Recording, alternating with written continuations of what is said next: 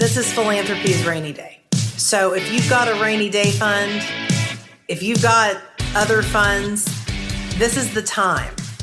What does it take for pro-democracy forces, and philanthropy in particular, to think in decades as opposed to thinking 6 months, years, 3 years? I think you should break the rule that many people think the cost of action is higher than the cost of inaction.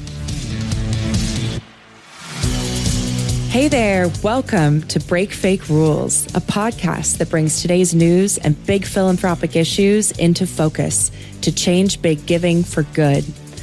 I'm Communications Claire from the Stupski Foundation. Today, we're excited to bring you into a conversation with our CEO, Glen Gallich, and returning once again is our co-host, Ralph Lewin, Executive Director of the Peter E. Haas Jr. Family Fund. They unpack a chaotic start to the year and how philanthropy can and must provide support and stability for nonprofits before welcoming our guest, Skye Perryman, President and CEO of Democracy Forward. Hear her talk about Democracy Forward's fearless decision to meet the administration head on. Rule breakers, we're glad you're here. Glen, it's great to be back on Break Fake Rules. It's been such a joy. The last conversation with Maria Teresa was just incredible, and I'm so looking forward to this conversation with Skye Perryman of Democracy Forward. How are you feeling? I'm very excited about it. One of my heroes. And for people that don't know Skye, I think you're going to really value what Democracy Forward is doing and where they're headed. Ralph, what has been happening in the world of philanthropy as you see it this week? I think people are both aghast at what's happening in our country, particularly Minnesota. And what I'm heartened by is philanthropy, at least the people that I've been talking with, are really thinking about what this means for their community. It's something that people have been preparing for. And I think it just makes the challenge in front of us of battling these autocratic tendencies very, very real in this moment. So are you referencing the personal military of the Trump administration? Are you talking about them? Them with masks. Yeah. Absolutely. Right. So it's been a real shock. People we've been talking with are just saying they expected this kind of killing to happen, but nevertheless, when it happens, it's a lot to take. Yeah, I've been struck by how quickly the media and I don't want to say policing experts, but crime-related experts are analyzing all of this in a rational way. Mm-hmm, mm-hmm, mm-hmm. And I can tell you, you've got a couple of boys, so maybe you're familiar with this. My son is a YouTube addict, and he's constantly on YouTube and showing me things that he sees on YouTube. And something he has started looking at were videos of ICE activity that people were putting up on YouTube. And that's the context in which Minneapolis and Portland and other cities, maybe there have been a few more since this conversation. That's the context that we need to be paying attention to. They are out of control. They're out of control. There's literally no attempt to control. They are poorly trained. They don't have any policing background. So it's in that context that this should all be evaluated. Not in the context of how does this stack up? You know, was he standing here? Was he standing there? Was his intention this? Was his intention that? If you've watched the videos of them attacking innocent bystanders, sometimes people just are in their car in the wrong way as they're engaged in some crazy cowboy car chase. And they are then pulled over for being in the way of a car chase. They weren't even, they were like leaving a drive-through, and they just happen to be there, so they get arrested for that. It's out of control, and it's in that context, in my opinion, that these things need to be evaluated.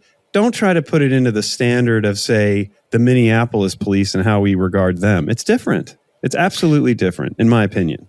I think your opinion's strong, Glen, and I think, the thing that strikes me about this is that people like your son, like my kids, everyday people are not trusting the experts anymore. And that that idea of trust what you see with your own eyes and seeing these videos. Right. And trying to hold what they see with their own eyes with the lies that are coming about what happened. People see that dissonance. And I find hope in that. I find hope in the fact that your son is trying to understand what this means and finding a history of this kind of violence and seeing the accelerant that this administration is pouring on this kind of violence and saying, this is not right. It's a context that's setting up 2026 for our foundation peers, for individual donors, for Americans of all kinds that are going to be making charitable contributions this year. Politics will be a big conversation in 2026. People will spend a lot of time talking about the money in politics, and I know there's a lot, but it's nothing compared to the amount of money that goes into the social sector. Not even close. And we won't talk about, only here, folks, will we talk about how the billions and billions, hundreds of billions of dollars that will go into social issues in America will get spent. This is a big amount of resources, and it's in a context where we have to ask lots of questions. So I know we talked about this a little bit in the last show, but now as we've gotten into this new context of really the use of might makes right and power as a wild paradigm that's shown up in 2026, whether internationally or nationally, where do you think philanthropy plays a role in this, either on the legal side or elsewhere? We have the privilege of talking with Skye Perryman in a few minutes, and they've just been doing such an amazing job in litigation. And it's been interesting to me to talk with philanthropists and their attitudes toward litigation. And often people think of it as kind of reactive or last minute kind of resort tactic. And they don't think of it as much as long-term civic infrastructure. Right. And that's so interesting. That's how I'm thinking about it. I think for a healthy democracy, we need people that will stand up like Skye and her team and that whole sector and challenge us as a society in terms of what does democracy mean? And this is a 250-year-old experiment that's still in progress. What's the progress we want to bring to our democracy? And for philanthropy, to think about it as civic infrastructure, that it's part of improving who we are as a society. It means investing earlier. It means staying longer. It means thinking about how legal strategies pair with community power building and narrative work. And, I imagine Skye will speak to these things, but to me, philanthropy has some history of supporting litigation, but this is a real moment where philanthropy can stand up and put some of its resources, stretch to support litigation in what is such a critical moment in our nation's history. I love that forward thinking way that you're thinking about it. And there is a reaction as well, because for the most part, those of us that are big believers in humanity first, who are believers in, say, equity, justice, we have been asleep at the wheel, in my opinion, when it comes to formulating, funding how the justice system operates. And, we were given many warnings, those of us who've been paying attention here for a few decades, we were given many warnings back in the early 2000s to the fact that the forces that were more concerned with, say, shutting down reproductive rights or undoing Miranda laws or strengthening the power of the presidency over all the other branches of government, they invested in institutions like the Federalist Society.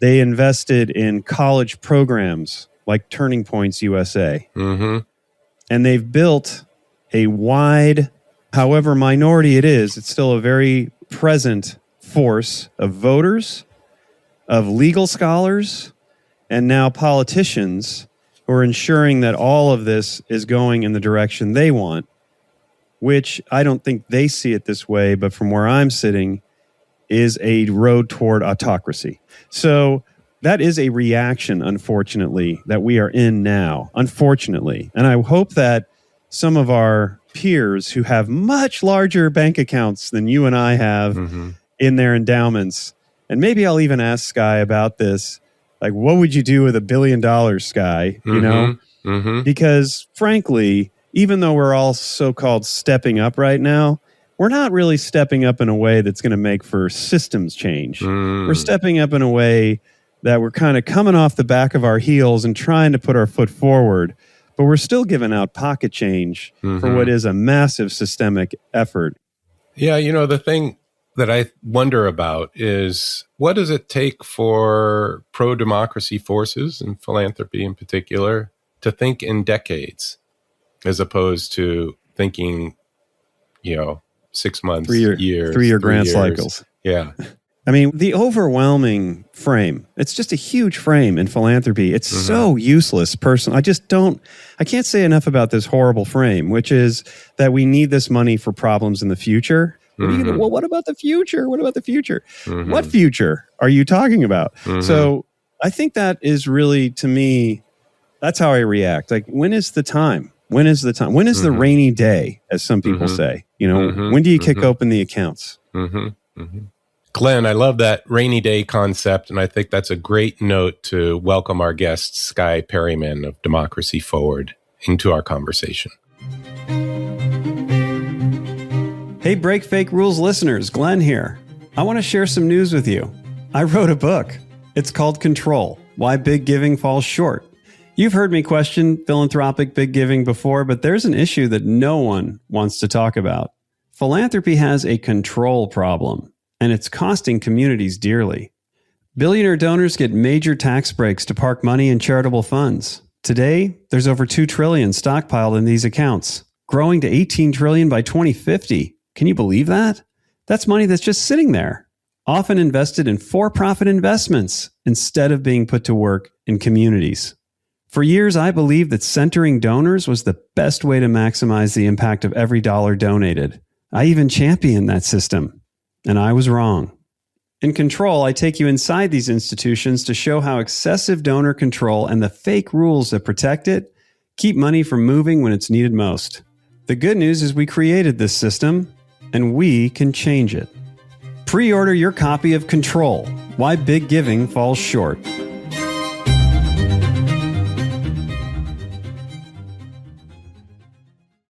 I'm beyond delighted to have you on with us, Skye. You are one of my heroes. You are a fake rule breaker of one of the highest levels, and we are delighted to have you here. Over the years as I've worked in philanthropy, I've heard people question whether litigation is a place where philanthropy should show up. And if it's not already obvious, you have two champions of breaking that fake rule in this show. What do you experience out there from philanthropy, and what are you looking for right now in this moment? Do you see some reluctance to invest in litigation, or are you seeing the opposite? There is less reluctance in January of 2026 than there was in January of 2025. Well, that's a win. Because we knew that would be the case, that people would be reluctant, and that what we needed to show is that people in communities in this country need to use every lever of nonviolent power that they have to push back on what is a generationally challenging threat and potentially existential threat to our way of life and to democratic values in this country. And that the ability of people in this country, that our Constitution provides us, the ability of people to initiate litigation against their government, to file a case and say, I have rights. And so we do want to encourage philanthropy to break the fake rule, to understand that litigation has been a tool of movement building for this country's history. And that, by the way, in many times where people didn't always feel warm and fuzzy about the Supreme Court, it was still litigation that was moving through and that was helping create movements and pro-democracy movements in this country, as well as just the practical reality that there are many people in this country that are being protected right now because of court orders that we have secured, or that state AGs have secured, or that our partner organizations have secured. And so we need all hands on deck. So it seems like Democracy Forward's taken a real heads-on approach, Skye, towards this administration. And some say Democrats have taken kind of a wait and see, kind of backing away from the fight. How do you think about that? Well, let me just say, we are students of democracy and we are students of history here at Democracy Forward. And so we know an autocratic playbook when we see it, and we know how to look that in the face and not blink, but to confront it and to use the tools that history has taught and that people and communities across this country and across the world have used in extraordinary times and in trying times to make change. And so it was clear to us when we started even seeing how President Trump was operating in the transition period going into inauguration, that unlike what he said on the campaign trail, that he didn't know anything about Project 2025, never heard of it, that he was actually seeking to make moves to rapidly accelerate it. And then, of course, at Democracy Forward, we don't forget what happened on January 6th, 2021, and what that represents for our democracy, that this president was at the center of an effort to disturb the peaceful transition of power. So I think we were clear-eyed about what the country was headed for, and we wanted to be prepared. But what we also know about actors like this administration is that they know what to do with weakness. They know how to exploit weakness, whether it is weaknesses in law firms or corporate America, or weaknesses in their friends, or weaknesses in their political opponents. But what they usually can't contend with is true strength. And so for us, we thought, and it has borne out, that one of the best strategies to make sure that people and communities were protected and that we were pushing back as effectively as we could was to operate from a place of great strength, great moral strength, great democratic strength, using the tools our democracy provides us. Go to court, get out in the street and march, educate people, figure out how to make sure that we're showing up in our communities, that those were going to be the tools that were needed in this time. And I think that what we've seen over the past year is that that strategy has made a difference, and we're seeing more people come on board and find their courage and step out. And so we're really pleased with what we're seeing. Yeah, I know you work very closely with Diane Yentl over at the National Committee or Council on Nonprofits, and I had the great benefit of being in a small room with her. And she was also out there very publicly at a time when a lot of people were asking, should we hide? Right. And her advice was quite telling. She said, you have a choice in an autocracy. You can either hide underneath your desk and wait for them to come for you, or you can stand out in front with a blowhorn and tell them where you are and what you have to say.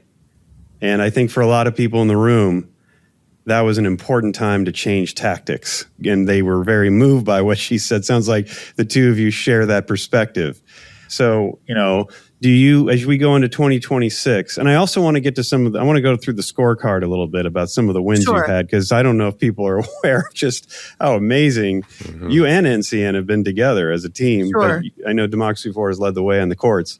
Just what the scorecard is and how you look at 2026. I know that's a really big question. So you want to go through the 2025 scorecard. The top line. Let's get to five highlights. Let's do 5 highlights. Well, let me tell you, the top line is that there were approximately 500, a little over 500 cases in federal court that had to be filed against this administration. Those are cases filed by Democracy Forward, the state AGs, the ACLU, a number of organizations across the country, and people and communities. In those cases, the people are winning much more than the administration is winning. We are winning before judges that President Trump appointed. We are winning before judges as Democrats appointed. We are winning before judges that Republican presidents have appointed. This is not a judge-shopped effort. And while many people are concerned about some of the setbacks that we've seen on the Supreme Court's shadow docket, the vast majority of those cases have gone nowhere near the Supreme Court, and the court orders are protecting people. The administration often backs off when we go in and win court orders, or even when we dare show up and say, we're going to take you to court on this.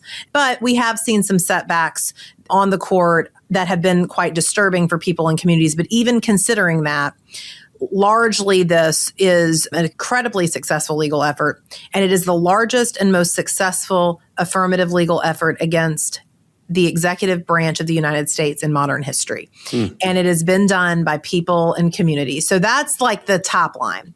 Some highlights: the federal funding crisis. The president seeks to weaponize federal funds in order to try to achieve his goals. He is impounding funds that Congress alone should control where they are spent.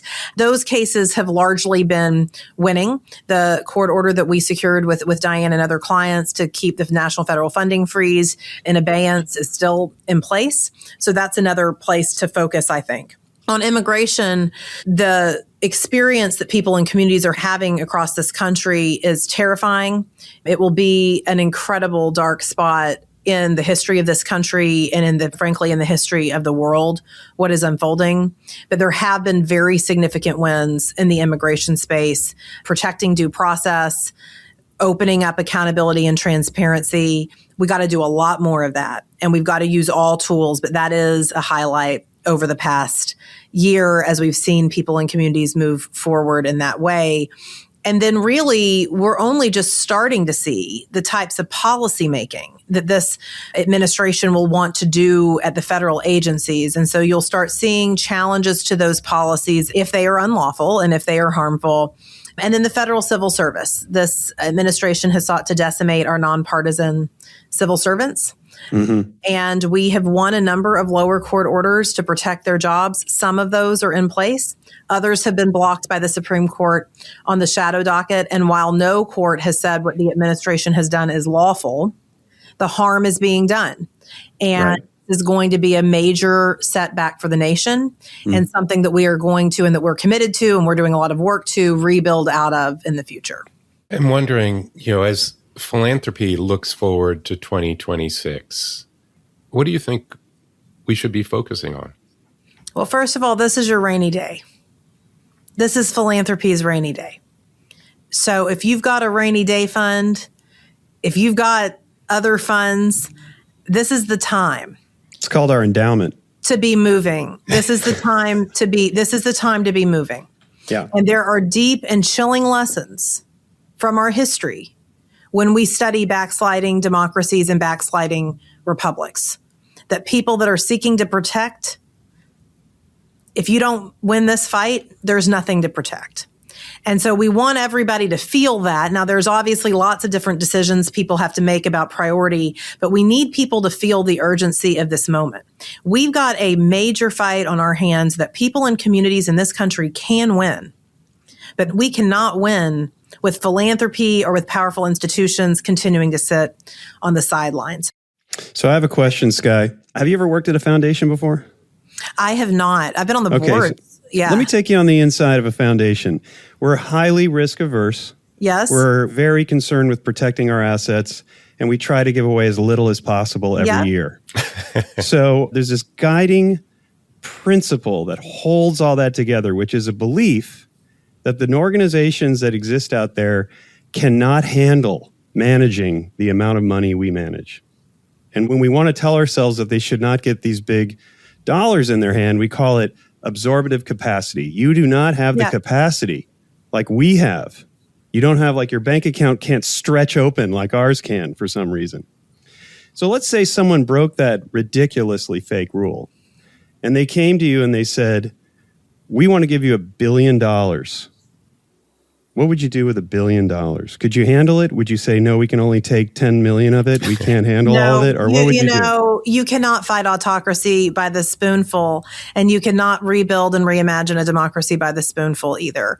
That type of money would enable us to capture many of the fired federal workers and many of the people across this country who are being indiscriminately fired or laid off that have expertise, that know what was ineffective, that know all the red tape that should have been broken through years ago, to capture that into an effort to be sure that that expertise and that know-how can be utilized for when we are on the other side of this crisis. And that has to be done now. It has to be done at scale. We've just launched Democracy Works 250 at Democracy Forward that is doing that, but not nearly at the scale that it needs to be done. And I think you would have money to be able to provide direct services through direct service providers, through re-granting to those providers to people in communities. So I believe that, this is a time for scale and boldness, and it is a time to break fake rules, because what the foundations and philanthropy is seeking to protect will be in peril if this democracy backslides further, and we're on a rapidly accelerating backslide. So the answer is you can handle $1 billion. We can handle $1 billion. We can handle an autocrat, and we can handle $1 billion. I'm glad we got that on. Handle $1 billion in an autocrat, but we can do both. I'm glad we got that on the record, Barrister. Thank you, Skye. This has been fantastic. Yeah. One final question: if you could call on us to break a fake rule, what would that rule be? I think you should break the rule that many people think the cost of action is higher than the cost of inaction, that you can somehow keep your head down and that is less costly than acting. And what we know in this moment, in this paradigm, is that risk calculus gets flipped on its head.